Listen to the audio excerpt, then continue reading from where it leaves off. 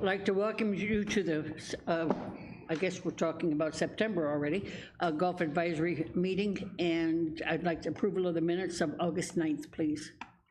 So moved. Okay, second? Okay, thank you. Any additions, corrections, or changes? If not, they stand as approved. Everybody approve? Aye. Thank you. Dave Armstrong's not here, but we do not have a proxy or any information whether he's coming or not, so everybody else is here. Golf facilities, let's start over here with Dave. Okay, we've got Kingswood and Birksdale, who's out there again today. I mean, it's like I'm repeating every week, but every month I should say. Place looks great inside. The golf course is in great shape. They're busier than heck. Golf carts are all neat and clean and easily accessible. We got a good selection of merchandise inside, so the whole overall experience is fantastic. Good, good. We appreciate that, thank you.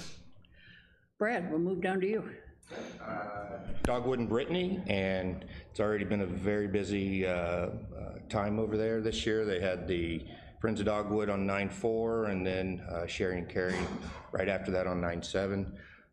But other than the one little issue we had, I think everybody's seen in number 16 with the fans, which is fixed and moving forward really well on that. We had a lot of compliments from those tournaments, had a lot of good feedback. So it will be closed.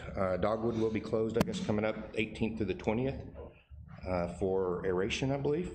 And so plan accordingly there, but we're getting great feedback. Courses are in great shape. The pro shop's in great shape. Carts are good. So yeah, very positive. Thank you. Jamala. I visited Tanya and I spoke with Leland and Pat.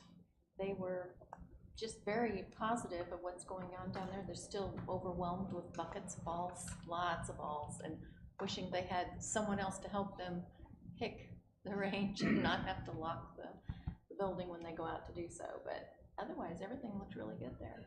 Good. Thank you. Jerry?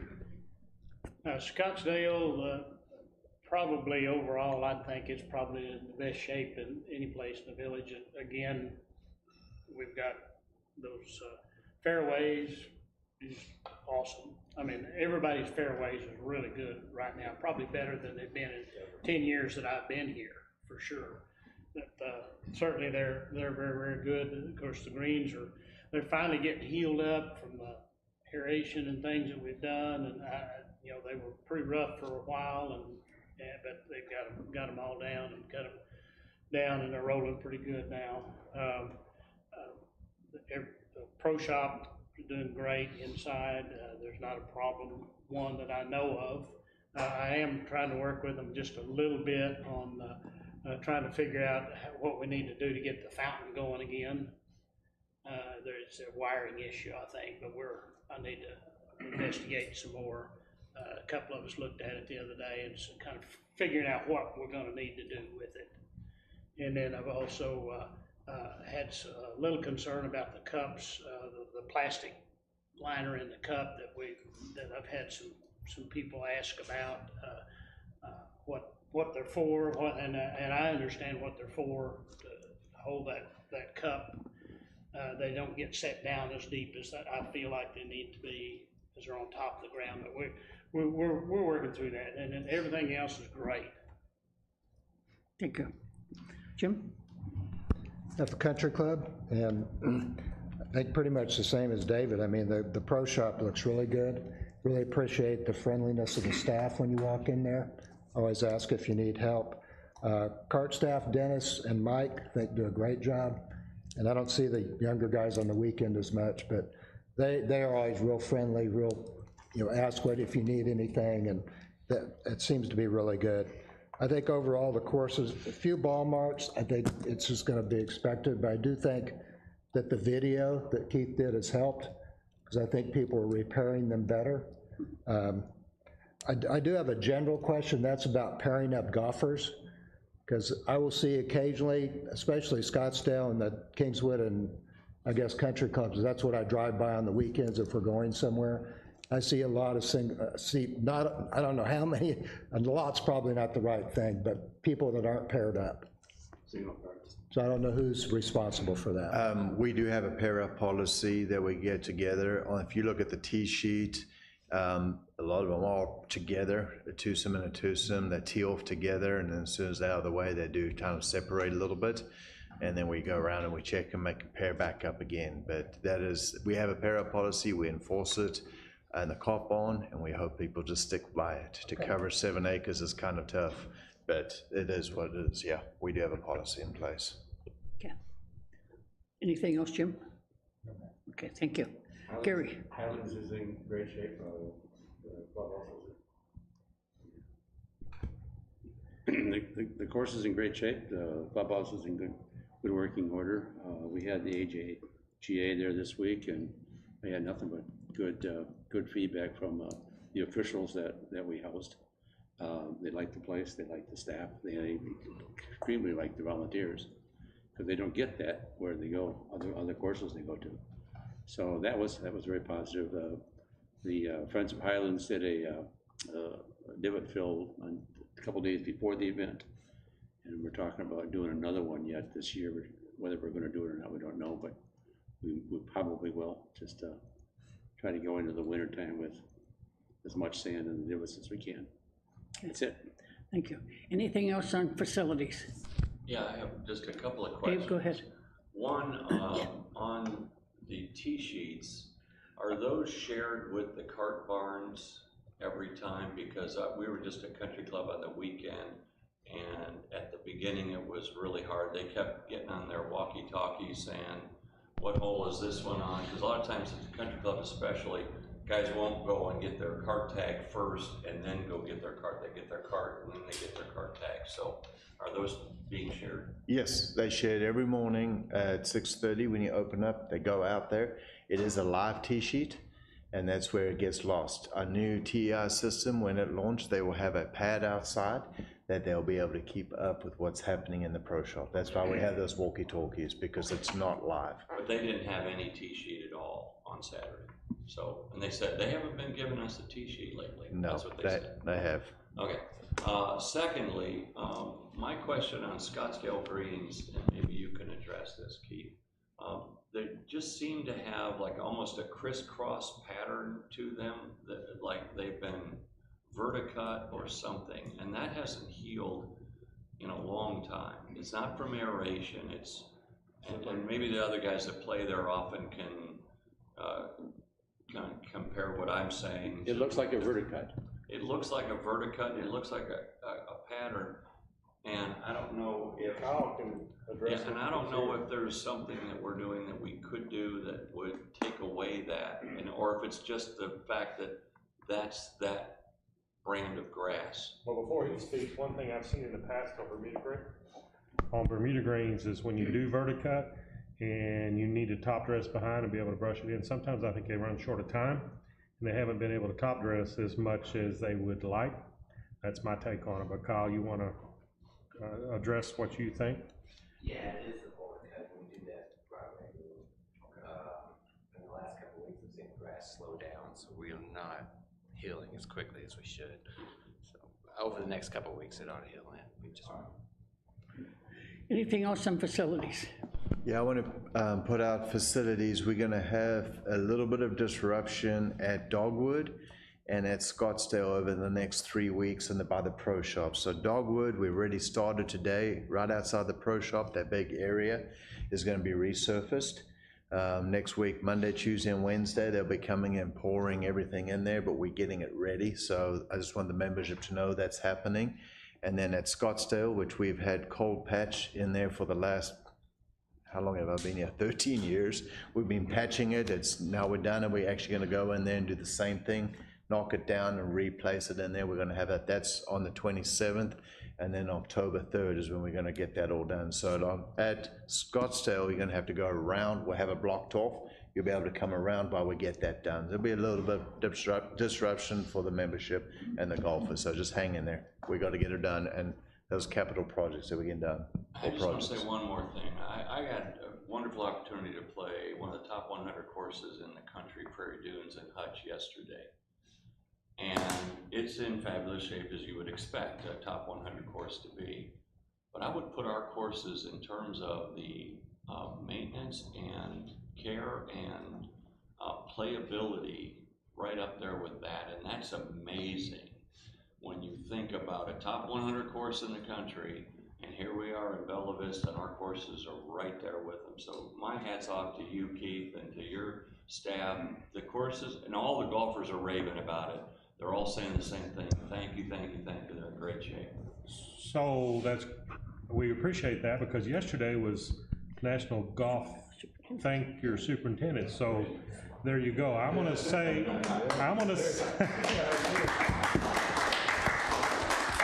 the biggest difference, the only difference, we have the same quality people work here, we have the same equipment, we have the same knowledge. It's related to time and how much time we can do things versus those private clubs. And we do a pretty good job keeping up with it. Not only that, Keith, but the playability. I mean, we have far more rounds on our courses than they're ever gonna have at Prairie Dunes. I mean, probably triple the number of rounds, and that takes its toll. We know, and from divots and ball marks and everything else. So again, kudos to you and your staff and all the superintendents. Thank you so much for taking good care of our courses. Thank you. Anything else on facilities? If not, we'll move on to Keith and maintenance. Put my glasses on so I Please can do. read my notes. I'm sorry. Okay, so I want to talk a little bit about the damage at 16 Green, even though it was mentioned, part of it was the fan. We had fan there that quit working. It quit working, we think, because we had somebody cut the lock off and was cutting it on and off, and they burned up the motor, is what they did. So by the time we got a new motor there, the storm was a perfect storm for it. We had all that rain, which made the green wet, and then it got really hot and humid, weather that I'm familiar with in Dallas and even in Little Rock. If you don't have air movement, bad things happen in a very short period of time. I think I can speak for Scott, because we talked about it. He actually thought, and this is interesting, I think you should think about it, it's not because we didn't get water on it, we got too much water on it at the wrong time, because it doesn't dry out. And then it suffocates, basically, it's like drowning. So that's what hit us there. It sits down in that hole.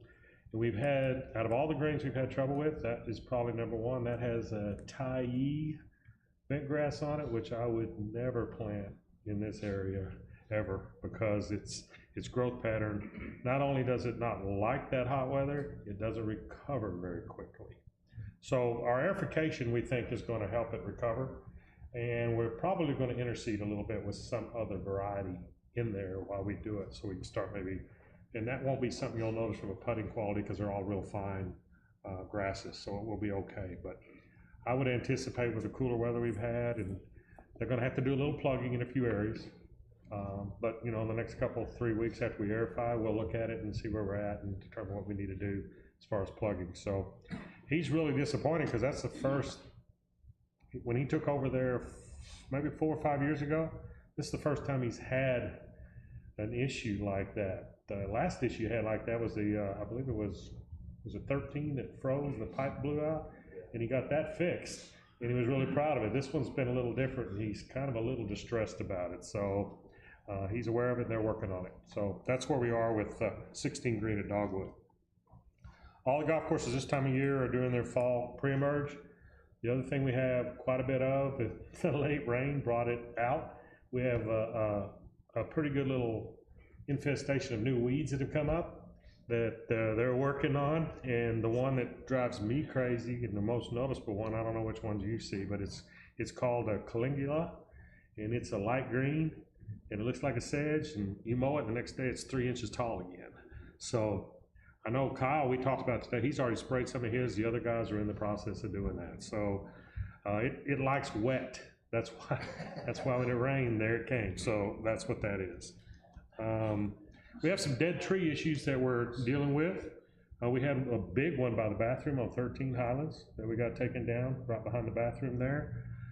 We have tomorrow, there's 2 dead trees when you're sitting in BV Bar and Grill and looking down the hole that really don't look good. They're coming down tomorrow, because part of our process is thinking about visual for people to come out and have food, so they see a really pretty view. I don't want to see dead trees out there, so that's why we're doing those now versus waiting until the winter. And then I think we had a big dead tree to the right of 16 Green in Scottsdale. It's coming down, I don't know if he's been there yet. It's gonna be scheduled. Yeah, so we're gonna get it out of there.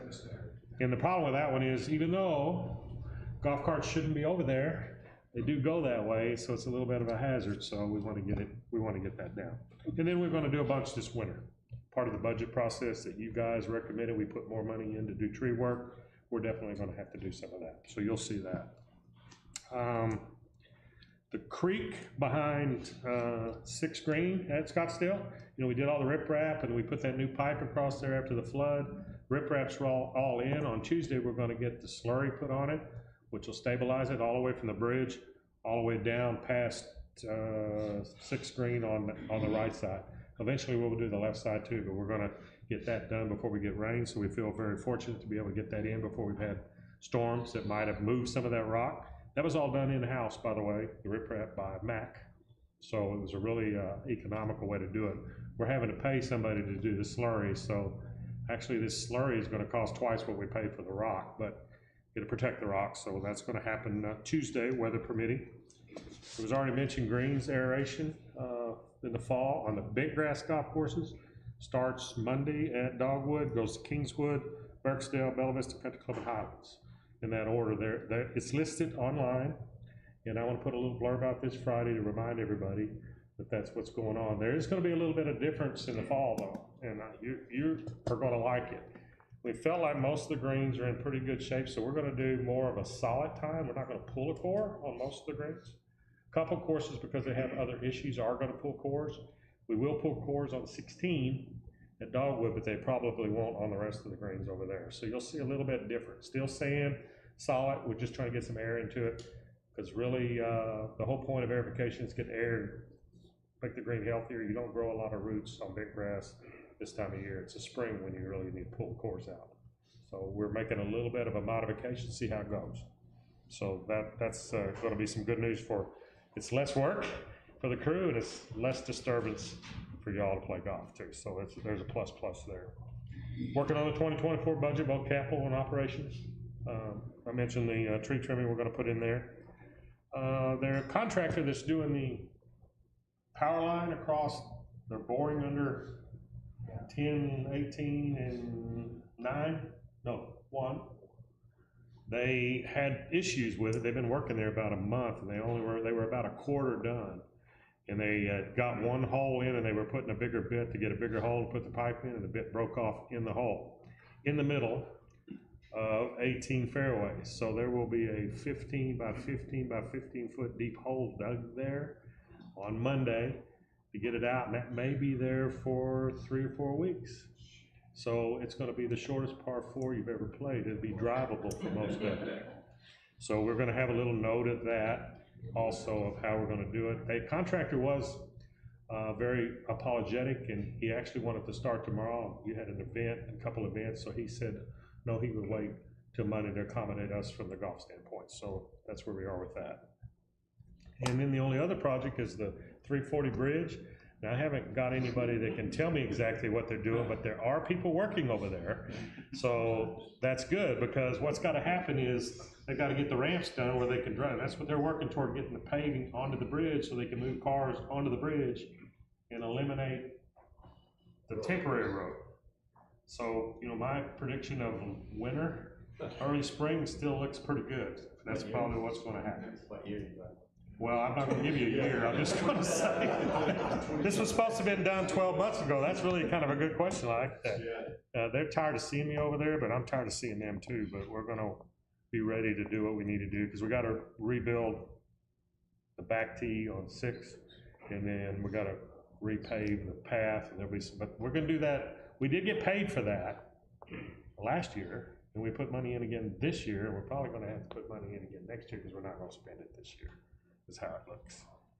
And so that's kind of disappointing, but it is what it is, right? Country Club, we've had pump station issues, we've had bridges, Reed has had a challenging year over here this year. So I'm proud of him for sticking with it and keeping his head down, and his staff getting it done. So I'm really proud of him for that. For project status, as far as what we have control over, I met with the asphalt guy today to do some repairs on 17 up toward the T at Highlands, and some around, there, and then some on 8 toward the T as well. He's going to give me a scheduled date sometime in September, next couple days. But the one thing I want everybody to be aware of, a lot of times they have big projects that fall off, and they can come out on short notice. So we told them, if you get a day, you come on and do it, because both of those are easy access and easy to work around as far as golf goes. So I anticipate we'll be done in 2 or 3 weeks on that. And the only other one that I'm not really 100% in charge of, but the new road to the Bella Vista Maintenance Shop that goes into Village Wastewater and the Garden Club and all that, Mac is working on that, and they have a contractor out here now doing a lot of the work, like what he's talking about, at those 2 golf courses. All of that is in that scope, so that's gonna get done sometime in the near future. And that doesn't really affect you as far as golf is concerned, but it is gonna get taken care of all the way from the road to the gate of Village Wastewater. It's gonna be a good improvement. So that's my report as far as golf is concerned, and I'll be happy to answer any questions you have. But then the last thing I gotta tell you is the October 11th date, I won't be here because I'm gonna have replacement surgery that day on my right knee. So I'll be thinking about you about a week later, not right yet. We appreciate that. Keith, just a question. Are you already starting to plan for allowing the fairways to grow a little bit so that they're not so short in the wintertime? We always raise a high to cut. Most of them are up to 3/4 right now. So we do that incrementally. Right. We started a little earlier this year because what happens if you wait, like now, the Bermuda's pretty much kind of shut down with this 50. So if you don't do it soon enough and let it level off, it's actually a pretty bad playing condition. The ball kind of sinks down in there. But we are raising the height, and we also didn't ever mow as low this year as we've done in the past on most of the golf courses. Keith, are we still planning to do closing down Scottsdale January, February, like we did last year? Yes. Do we have to do anything as a committee on that? Is it just We gave them the ongoing? approval You before. voted it in last Voted year, in, so okay. we're doing the same again. It'll be the exact same program. Anything else for Keith? This is, and I probably should have brought this up when we were talking budgets, and if it needs to be thrown to another deal, fine. But I just think it, especially at Kingswood and a little bit at Dogwood, we need, those ice machines have become so daggum popular. We only have one at Dogwood and we only have one at Kingswood. And the one at Kingswood in particular gets a lot of use because it's right near a trail where the bike path comes in and the bikers use it too, which is fine. So maybe in the short term, we could think about workarounds. We used to have a water cooler right after the 7th green on Kingswood. And that was a real popular spot because people would come off 7 or they'd come off of 12 and they would get water there. And maybe we could just put in a good cooler with ice and water there. And that might be just something that we could work around to help. I'm just making a suggestion. Dogwood, I have no idea where we could put another thing like that, but it might help because that I know that ice machine at Kingswood is out all the time. Yeah, we actually, if anybody, both places, we've got a UPS guy that fills his cooler up there every morning before his route starts. So if anybody sees him, just take a picture of the actual truck. We've been trying to catch him for 3 weeks now.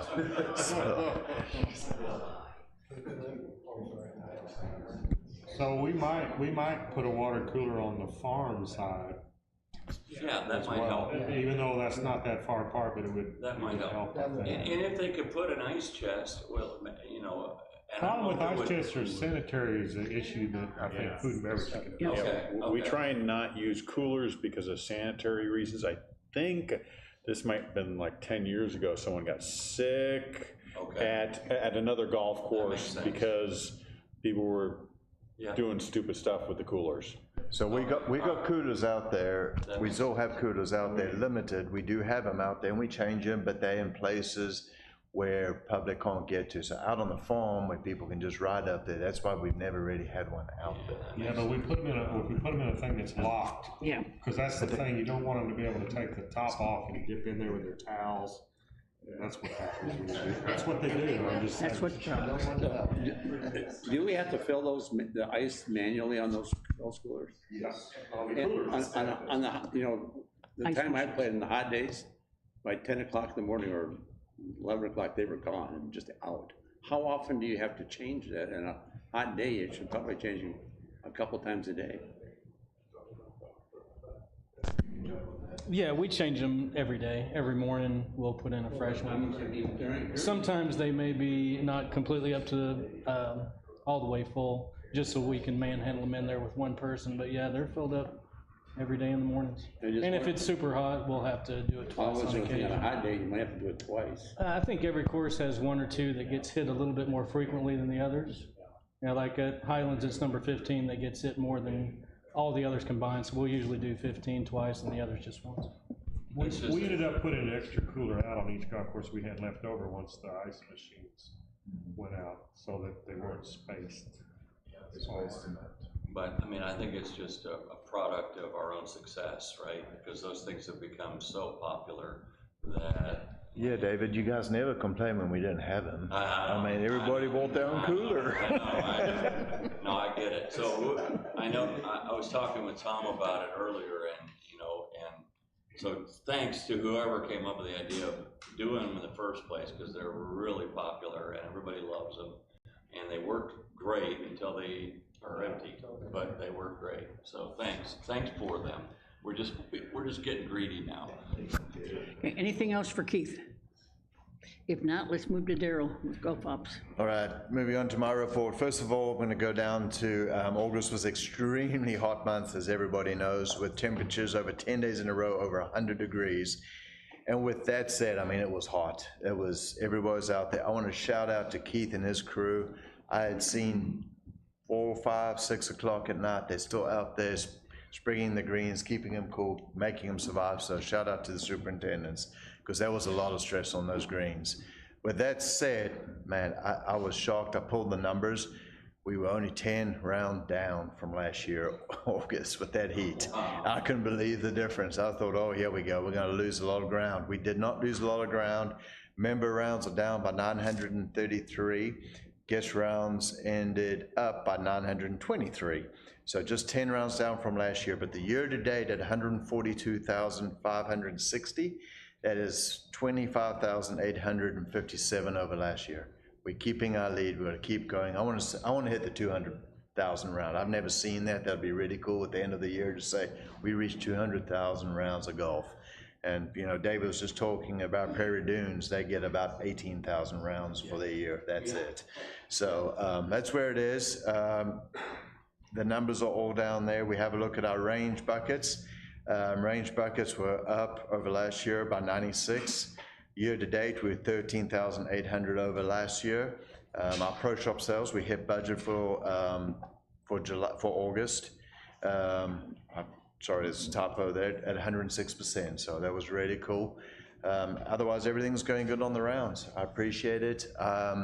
Talking a little bit, I've had some membership that have been a little grumpy about not being able to get their perfect tee time that they want. But people remember, daylight's getting shorter. We moved the tee time, so we lose an hour here, we lose an hour there. And then we have a lot of tournaments finishing up, like we got the club champs for the WGC going on. We have a lot of other little tournaments happening. So golf is busy right now. It happens every year. If I go back to my emails and look, I can't get my tee time at 9:05. I have every morning. No, you can't get it. It's busy right now, but you can play at 1:05. It opens up. So just be patient. This is always a busy month. September's our big challenging month for everybody. But great courses and great staff that work for me. So I appreciate that. Before we get on to Alex, any questions for me on that? I've got kind of a goofy picture that I took today. I don't do well, no, not that one, the bottom one. Not that one, that one here, please. So we started our PGA Hope program. This is our fall episode down there. And that guy there, as you can see, he's an amputee, had to teach him how to hit a golf ball today, sitting in his chair and putting. But for him just to get out, we got 20 participants all the way. We got 2 guys from Little Rock that are driving up to come to this because they don't have one in Little Rock. Guy from Springfield, and we got a lot from Fayetteville, the Vets Home that came in bus to do it. It's growing and it's phenomenal. But what a character. He's just got that leg. He's so proud of it. He's been waiting for it for 7 years, and he's had it on his leg for 2 weeks. And he could try to get up, and I was teaching chipping today, and he couldn't balance on it. He said, I'm just not used to it. I said, sit your butt down, let's go. And I taught him how to turn around and do a proper chip and all that type of stuff. We had a good time today. And do you think I speak funny? You must listen to this guy. So that was a good day today, and we'll carry on for another 6 weeks. So pretty cool to go. Did you let him know that his mustache is an illegal alignment? Very good. Well, the next one is, we're going to hand over to Alex, but it's about the AJGA tournament, and we were kind of blindsided on this, and he's going to talk a little bit about it. But this tournament that we have up here with 78 of the top players in the country playing is very special, and the floor is yours. Take it away, big boy. Yeah, so the AJGA event in 2023 was a great success. They surprised us with what they call the Game Changer Award, which is what this is. They have over 130 events each year, and they give this out to one tournament that has the best hospitality, has a junior fundraising tournament, has a lot of charitable giving, and has a solid volunteer base. So we were honored to receive this. I got to be the guy holding it, but this is very much an event award, so I have to thank my staff, Keith and Greg, and everything they do to get the golf course ready for all the kids, and of course to Ruth and Gary and everybody that takes care of all the volunteer work. And as a matter of fact, that plaque there that I'm holding is still at Highlands.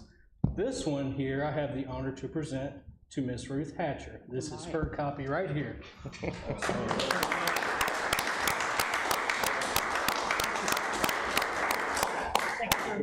Thank you.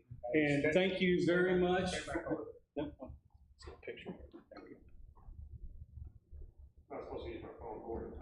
Hey, no, this is special circumstances. Thank you. Congratulations, Ruth. We, of course, couldn't do it without you. Well, we could, because it was the 91 volunteers that did it, not necessarily me. My job's easy after you have that, so. Go ahead and finish yours, and I want to talk a little bit too. Yeah, but since it's given, just to one course each year, we're super happy that we're leaving a big impression on the AJGA, and we're just looking forward to hopefully continuing that relationship. And yeah, very happy to receive that. Okay, a little bit about the tournament. Alex, as always, his crew was fantastic. As I said, we had 91 different volunteers, 45 each day for the 5 days we were out there, the 4 days plus the off and on other times. Everything that we asked for was anticipated and met ahead of time. Couldn't be more cordial. Your entire staff enjoyed the events, the people enjoyed interacting, etc. The kids write thank you notes. And I don't think you touched on that today, did you? I didn't think. They write, the kids who have come to the qualifying write thank you notes, and the kids who play write thank you notes as well. They can write to Daryl, to Alex, to Greg, or myself for the different activities. And we, volunteers, were delivered to me. We had 63 thank you notes from the players, and I simply pulled out 10 thank yous that the kids wrote. And these are kids on their own. I mean, they don't have a sheet to copy from or anything. Sometimes it looks like they do, but they don't. Thanks, the boys winners, thanks so much for taking the time out of your days to make this event what it was. Your generosity and kindness towards us was amazing. The girls first place, thank you very much for coordinating the volunteers. They've been amazing spotting the balls and have been super nice. They make the tournament so fun. The volunteers were a pleasure to be around and so helpful with the way I was hitting my driver. There were a lot of tournaments that we have never seen this level of professionalism amongst the volunteers. Thank you so much. You all And thank you all so much for taking you all time to volunteer. You all really made a big impact on how well the tournament runs. You all are some of the best volunteers. Took me a little bit to figure that one out. The volunteers were friendly and supportive. It's the first time I've experienced any volunteers at an AGC event. Thank you for having us out this week. The volunteers are friendly, help us find balls. Those volunteers have been the best and the most experienced that we have had. And they go on, several others that went on as well. The kids appreciate it. You are doing something for the future of golf, and I couldn't thank the 91 volunteers enough, because without them, this doesn't happen. And as I said, my job becomes extremely easy. Once they're on the course, I get to go handing out candy and be the popular one, so, and that was well received, by the way, trust me. I can't imagine the candy they put down this weekend. But the whole program, Alex on down, it was fantastic, and your staff did a fantastic job with us, and the volunteers sometimes were demanding, and it was handled like it was daily activities, so we appreciate, we thank you very kindly. So, but I do appreciate this, and this is on behalf of the total volunteers, and many of you in this room are part of that group, so we thank you very kindly. And Ruth, we should also mention the hosts that hosted the officials. We had 6 homes open up their house to allowing them to stay there, and you know, they don't need to do anything other than give them a bed and a bath and maybe a laundry, but they seem like there's breakfasts and dinners and going out to dinner, and you know, pickleball, and they had a wonderful time as and the hosts. I've talked to a number of the hosts now, and they thoroughly enjoyed the professionalism that they exhibited. Yeah, they, just so the AJGA gentleman, he was on the plane, he called me right before he left, and he goes, my crew really want to sign up to come back. Bella Vista's host, everything, professionalism, it's the best place to come. So we have signed a 2024 contract. So we're going to do them again, so it's awesome. Thank you all, appreciate it. And the kids were very impressed with the way they fed them. They said their host families fed them very, very well. And they appreciate that, so they didn't eat sandwiches all week. So this is not a new thing, because this groups have done it for the tour event we had here too. Yes. So the reputation of this community, the golf community and the homeowners is pretty special. So you gotta be proud of that. Yep. We have probably the best volunteer group, whether they're hosting the kids at their homes, or if they're hosting officials, or they're working the tournaments.